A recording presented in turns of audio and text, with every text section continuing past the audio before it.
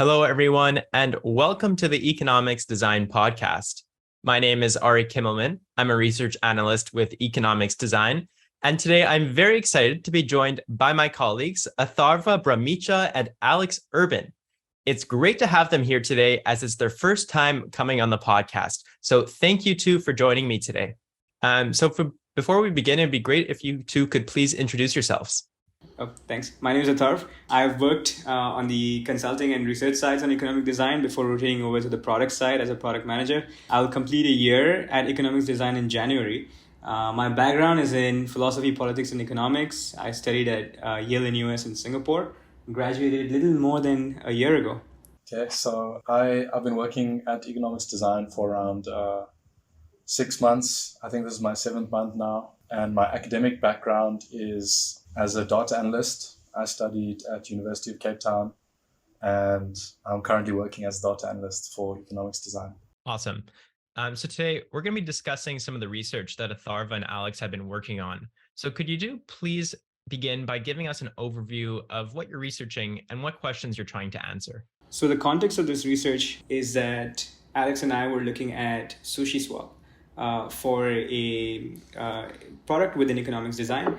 And we realized that we started learning about this concept of firstly arbitrage and arbitrage bots, and then eventually about MEV in general, which stands for minor extractable value, or these days it's been renamed maximal extractable value, right? So what got us interested is that we realized that when it comes to users of a DEX, right, a decentralized exchange, it is not primarily just swappers, right? It is also people who are, or contracts, bots, things that are trying to extract value, right, from the imbalances in the decentralized exchange. And we wanted to know what is sort of the magnitude, right?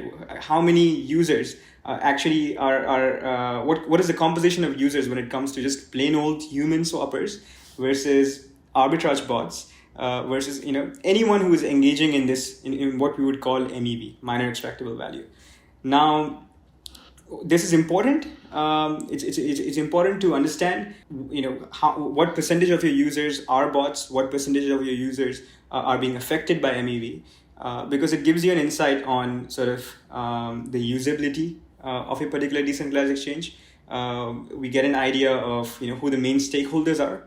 Right, we get an idea of whether value is being lost because of some of these actors or whether value is being added. So it is commonly known that the constant product AMMs or other AMMs, which is automated market makers that form a DEX, require balancing from arbitrages. So in that sense, arbitrages actually play a positive role. Right. The idea is, if an arbitrager is sort of one of the main set of actors that is, extracting the most value from a DEX, then a protocol, a DEX might, lean in to cater more to arbitragers than to other stakeholders within that DEX. The other stakeholders being swappers, liquidity providers, so on and so forth. Right. So that's where this idea stemmed from. This idea for researching and finding out. The first basic question was, how many arbitrage bots exist on SushiSwap? And we expanded that research further, and we can get into that later. Great. Alex, do you want to add anything to that explanation there? Yeah, no, that's pretty much it. My main area of research was just getting the actual numbers using June analytics for arbitrage activity, sandwich attack activity, and organic human non-bot activity on various DEXs. So the main dashboard we built was for Uniswap v2, but we also looked a bit at SushiSwap as well. Great. I think it would be beneficial for you two just to briefly explain and define what a decentralized exchange is and what it's used for, as well as what these sandwich attacks and arbitrage opportunities are. If you could define them, that would be awesome. Okay, so a decentralized exchange is basically on-chain exchange directly on the blockchain that works with, it's called an automatic market maker mechanism. So it's called an AMM, and it uses this mechanism to where users can provide liquidity without giving their private keys to someone else. So they basically have control of their funds the whole time. And yeah, it basically just gives a more controlled way for users to conduct their swapping activity on chain. Great. Atharva, do you want to throw anything in there? Right. So I just want to add that the idea of a decentralized exchange is just, as Alex said, you own your funds, you own your liquidity, unless a contract steps in, is the intermediary, and the contract then owns your funds. And because the contract is sort of verifiable, you don't have to trust it. You know what's going to happen with your funds. If you're providing liquidity, you can you see what's happening with that liquidity. If you're a swapper, it's basically instantaneous. You don't, you swap and you receive something in return. You don't have to, not all DEXs are based on AMMs. So there can be certain decentralized exchanges that can be based off of a central limit order book model. There can be other forms of AMMs, that are just some sort of peer-to-peer lending. So there are various kinds of DEXs. We focus particularly on the AMM kind, which is the automated market maker kind, wherein users provide within constant product AMMs, users provide equal amounts of two tokens as liquidity. And when I step into swap, the constant product defines basically what the price of the two tokens is, and it's fixed relative to each other. And when I step into swap, I can just sort of swap one token for the other from that particular pool. And because we were looking at Uniswap and SushiSwap, we just focused on this particular kind of DEX, which is the constant product AMM DEX. Cool. And I think it'd be great for you guys to outline some of the steps involved in doing the analysis. Perhaps I can start because the idea was to just sort of formulate what we want to look at and why first, and then pass that on to Alex, who then actually dug into Dune, wrote the queries and found out, whatever it is that we had to look for. So the idea firstly was, okay, let's look at SushiSwap and Uniswap. Let's try to find out, first step, how many arbitrage bots, right, are engaging on SushiSwap and Uniswap. Right. Second, then we try to do a little bit more enhancement on that data. So we look at, okay, relative to arbitrage bots, right? What composition of total swappers on Uniswap and SushiSwap are arbitrage bots? What is the total number of transactions that is coming from arbitrage bots versus non-arbitrage bots? What is the total volume of transactions? That is number of transactions times the value of the transactions, right? That is coming from these swappers. And we want to look at all of these kind of factors and compare them for SushiSwap Uni V2 and Uniswap V3, right? So this was the first step, right? The first part of the research. Next, we also added in sort of sandwich attack bots and we realized, we don't just want to look at arbitrage bots. Now we also want to look at other kinds of bots, primarily those being sandwich attack bots. And we didn't define sandwich attack bots earlier, but the idea of a sandwich attack bot is that basically it back runs and sort of front runs a particular transaction in order to sort of make some sort of profit off of that transaction going through. And Alex can elaborate on this later. But the idea is, eventually we want to collect the data for transaction count, transaction volume, and composition across Sushi, Uni V2 and Uni V3, and see if any patterns emerge. Great. Alex, do you want to come in here and tell us a little bit more about that data analysis?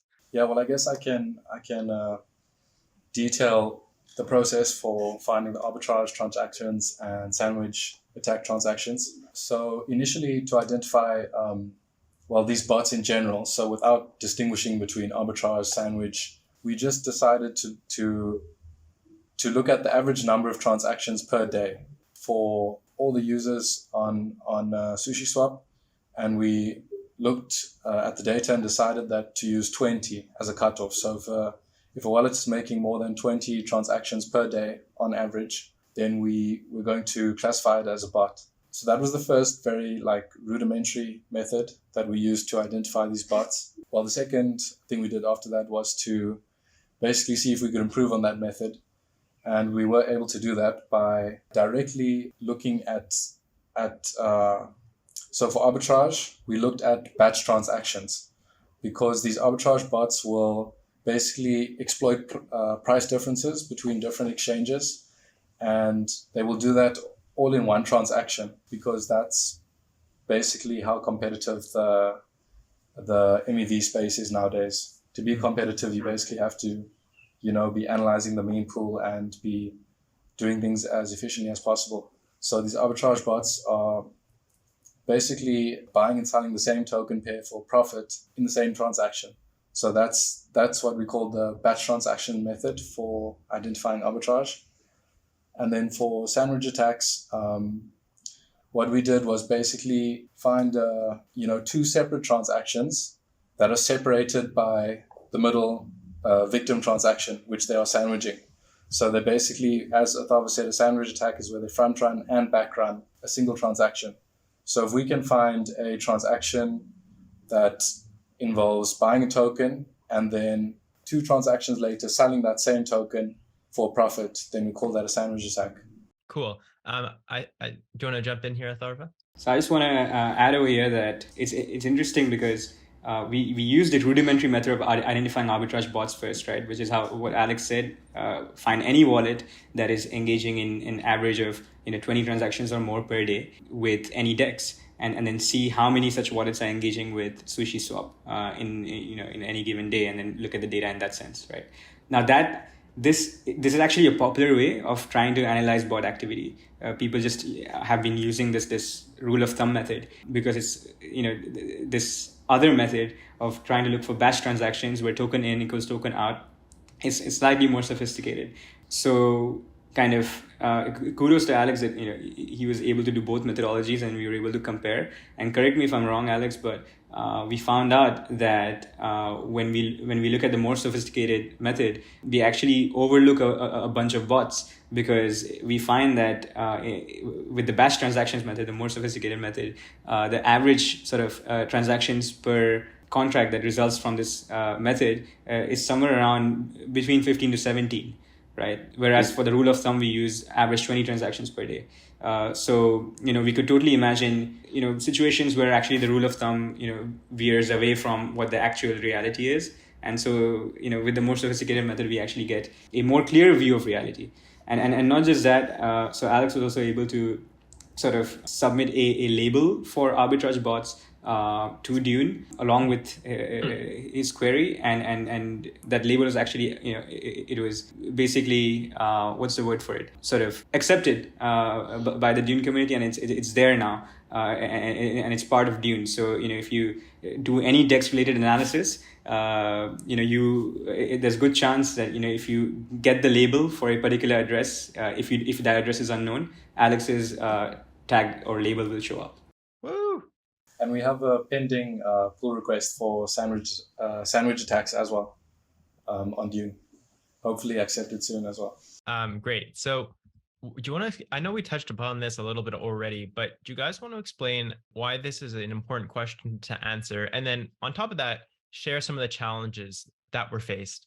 Should I take this first, Alex? Yeah, sure. So I think this is an important question to answer because we can take a step further back, right? And we can look at the history of MEV, right? So before Flashbots, which is a non-profit organization that sort of helps make MEV, miner extractable value more sustainable for the Ethereum ecosystem. So before Flashbots came in, what would happen is you would have certain arbitrage kind of certain small individuals, small shops engaging in arbitrage, but eventually realizing and often sort of, engaging in sandwich attacks and just, appropriating that value for themselves. Flashbots realize that sort of what, is eventually happening is that these bots are sort of, forming, trust relationships with miners, maybe even profit sharing with miners so that their transactions are accepted the way they want them to.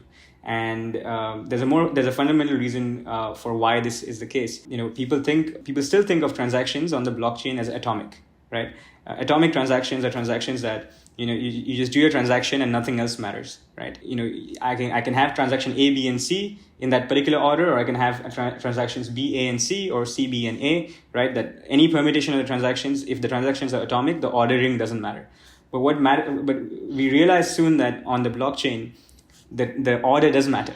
The state matters, right? If I pull out my liquidity from a particular liquidity pool and then someone else swaps in it, versus if someone else swaps in a liquidity pool and then I'll pull out my liquidity, the outcomes are going to be different, right? And who gets to decide on the ordering of transactions? Miners. right? And who benefits from the ordering of these transactions? Arbitrage bots, whoever, sandwich attackers and things like that, right? So there is an incentive, right, for these folks to form trust relationships with miners, right? So when Flashbots started blowing the whistle on this, people started realizing that, holy shit, there's a ton of money to be made, right? And there was just a influx of bots on the Ethereum network. So now what happens is that these bots start fighting with each other, right, for the same opportunities, right? And what ensues is what is called the progressive gas auction, PGA, right? What that means is that 10, 15 different guys are aiming for the same arbitrage opportunity and are slowly jacking up their gas fees so that it is them who gets to make that transaction, that particular arbitrage. In the end, it is the miner, and hence the term miner extractable value. It is the miner who gets to extract most of the value from this arbitrage indirectly through just jacking up of gas prices, and the arbitrage bot makes very little, right? Again, what this incentivizes, what happens, this hurts the network because it wastes a lot of block space, right? A lot of block space is just going into failed transactions, right? It jacks up gas prices. It makes user experience just not that great, right? It could lead to congestion of the network in the future, such that just normal users who want to use the chain for non-arbitrage purposes just might not be able to use it, right? So Flashbots comes in and says, and it could also incentivize certain, again, bots to form trust relationships with miners such that their transactions are included and they make some profit sharing off chain, right? Yeah. So Flashbot says, let's do this. Let's create a off chain market space for arbitrage bots, right? So where people don't know what the bids they're making are, right? What other arbitrage bots are making are, so that you can sort of make a particular bid and it's blind. It's called a sealed bid auction, and what Flashbots does is that it'll put together these various bids and transactions and send a whole built block over to the miner. Right. And this is a whole very rich history, and I would encourage the listeners to actually look up Flashbots and see what's happening on the back end with regards to all of these arbitrage bots, all of these miners, and then now proposers, stakers, and so on and so forth, and all the intermediaries that fall in between. Right. So the question, going back to, and sorry for this long-winded answer, but going back to what you asked, Ari, is that what we wanted to find out is that at the very top of the funnel, right, which is these searchers or arbitrage bots, that's what we call them, right? What are these searchers doing? Right? How often are they engaging with Sushi and Uniswap? How much value are they extracting? What is the size of the value? What is the size of the transactions that they're engaging in? And this gives us, this is a very kind of a what question, right? It's not a why question. It's not a how question. It's really just what the hell is happening, right? And once we know what is happening and the magnitude of it, we can think about, people are thinking about designing DEXs that might limit MEV. People are thinking about, how to make sort of, MEV more accessible and therefore decentralized, and therefore, there is no centralization vector, that is the result of MEV, things like that. We also want to look at, do different DEXs, depending on their architecture, have different sort of MEV activity going on. And we can go into that later, but we found that there is differences between Sushi, UniV2, and UniV3 when it comes to transaction count as well as transaction volume. So these are the reasons why we are pursuing this question. Yeah. Very interesting. Yeah. Okay, well, if I can just add on maybe to challenges, I guess, from my side, it was, I guess, becoming familiar with the June Analytics dashboard building process and learning the SQL as well that they use. And it wasn't, like learning SQL basics that was the challenge. It was actually more becoming familiar with working with blockchain data, which is quite unique from other types of data, I would assume, most other types of data out there. And also just learning about MEV in general. This was very much a learning process for me as well. So throughout this whole, I don't know how long it's been, maybe a month and a half that we've been researching. I've just been learning the whole time. So those were the challenges for me, things for me. Great. I think we should dive into a conversation about the results more specifically. So it would be wonderful if you guys could outline specifically what were the results that were found, and what are the implications of those results? Okay, so I think I'll focus on the more sophisticated, more accurate method that we used for the most part. So as I mentioned, our primary analysis using the sophisticated approach was on Uniswap v2. So we discovered that around half of all activity on Uniswap v2 is MEV related with regards to arbitrage and sandwich attacks. Other half is normal, organic, probably human users, or other types of non-MEV related bots. And so coming back to that half of MEV, if we look into that more specifically, we see that around half of that is arbitrage, or actually just over half is arbitrage, and just under half is sandwich attacks. So we basically have an overall split is if we look at the big picture, it's just over a quarter arbitrage, just under a quarter sandwich attacks, and about half is normal organic user activity on Uniswap v2. Very cool. Yep. So those are the main results. And then we also saw that, I guess, bots are transacting, or MEV bots are transacting with quite a lot of capital. The average transaction for an MEV bot is, I have the figures here, for an arbitrage, it's $4,600, and for a sandwich attack, it's $2,800. So it seems like these bots have, some capital to play with. Yeah, and I guess maybe that's also due to the nature of Ethereum. Probably it's so competitive that you need some capital, and also maybe with gas fees being higher than other chains, maybe that's part of the reason why this is. Cool. Yeah, I just want to highlight that. So what we see is that, for example, for average daily bot transaction size, right? So what is the average transaction size daily of any given bot versus a human or an organic trade, right? If you look at Sushi, it's about $7,891 for the average bot transaction size daily, whereas for a organic transaction, it's somewhere around $3,600. We look at Uni V2, it's around $5,000 for bot transaction size, around $1,200 for organic transaction size. Uni V3, it's $41,000, on average bot transaction size, $25,000, $26,000 for average daily organic transaction size, right? So it gives you an idea that we are dealing with probably sophisticated players. So you have to be sophisticated enough to be able to write a smart contract in order to batch your transactions, not make any losses. And two, sophisticated players with deep pockets who are able to just make way higher than average, transaction size daily transactions. And that, as Alex pointed out, these players make up, on average, half of total users or total transactions that are occurring on a given platform. Cool. I hope we don't incentivize any people listening to decide to create a bot now and try to find arbitrage opportunities or sandwich opportunities. That wouldn't be very good. No, but you see, you joke about it, right? And Alex and I were just speaking about this. And I think there's consensus in the crypto community that sandwiching is bad, but arbitrage is good, right? Sandwiching is almost considered a kind of theft, whereas arbitrage is considered as a necessary mechanism to balance prices across DEXs, right? So, and this is a deeper philosophical question. I was just thinking about, well, if sandwiching is theft, perhaps, is it possible that we can call arbitraging or arbitrage bots kind of stealing from LPs, right? It is because of these, price rebalancing that LPs, can go through impermanent loss. I'm not sure. It's a deeper philosophical question, but the general attitude is that sandwich bad, arbitrage good. Cool. Great. I would love to discuss a couple more things before we end the discussion today. So what I think would be great is if we could outline some feature hypotheses that this research allows for, and maybe underline some of the assumptions that went under conducting this analysis.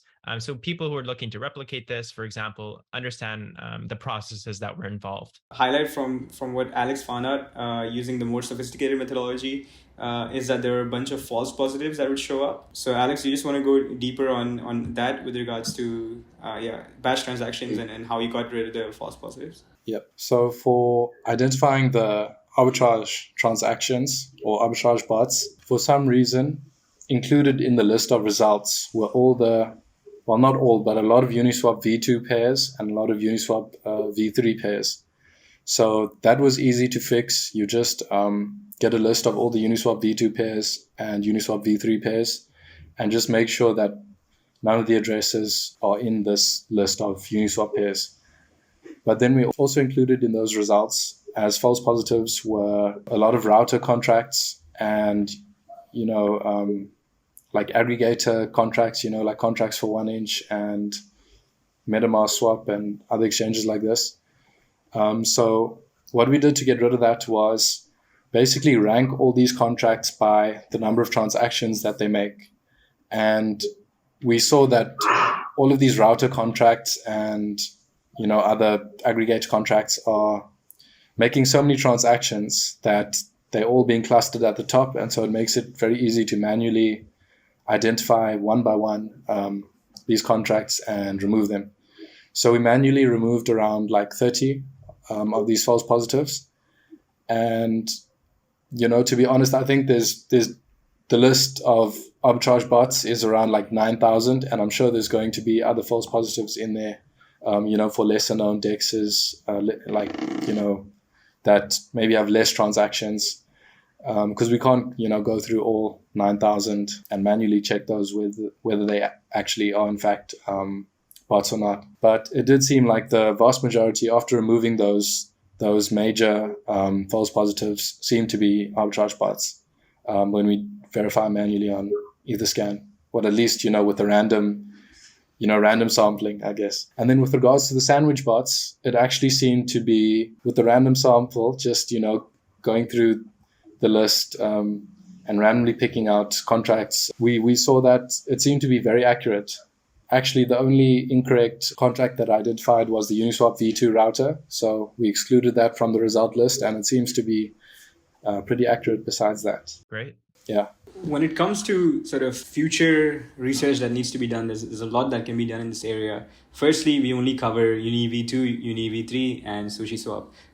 We can look at this data across other DEXs on Ethereum, but not just that. It would be very interesting to look at this data for DEXs that are not on Ethereum. So on particular alt chains, I think MEV issues are likely worse, and you would likely see a higher composition of bots versus organic trades. So that's my hypothesis on smaller chains. So one, that would be an interesting place to look at. Two, one thing that we did that I'm curious about is sort of what we found using the more sophisticated methodology versus the rule of thumb one, right? In the rule of thumb one, with the average 20 transactions per day, we found actual wallets that are engaging in average 20 transactions per day.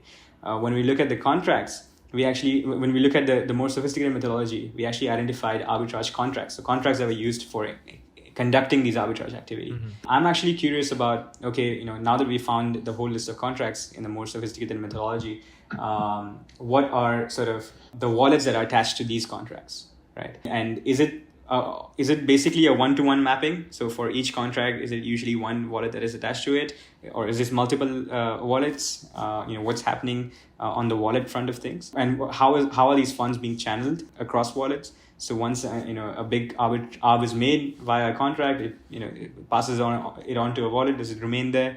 Does it move around? Things like that. So I think that would be interesting to just look at what is the behavior of these arbots and what's happening behind the curtain. That's another thing I'm curious about. Yeah, that sounds very interesting. Yeah. Also, I would be very interested to see using the more sophisticated, accurate approach, seeing the composition of MEV versus organic activity on smaller DEXs, because I think that most human users, organic activity is going to gravitate towards the deepest liquidity, and so I think that there might be a lot more MEV activity going on with the lower liquidity, lower volume DEXs.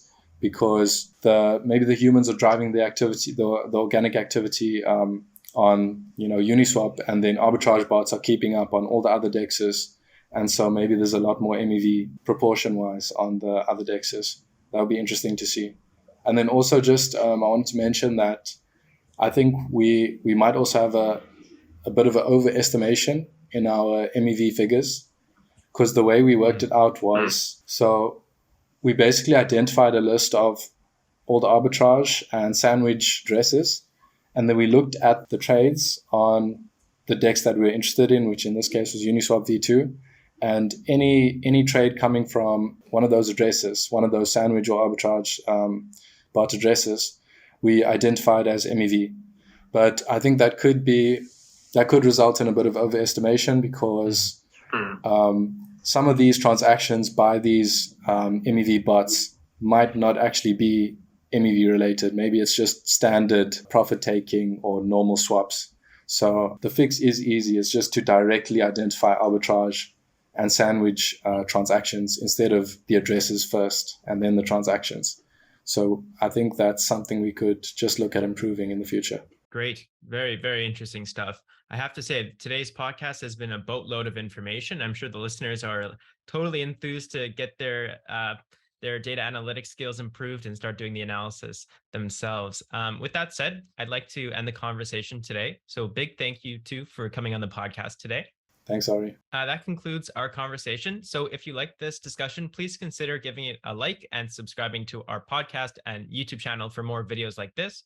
If there's a specific topic you would like to hear, please let us know in the comments or by sending us a message in the Economics Design Discord chat. Thanks, everyone.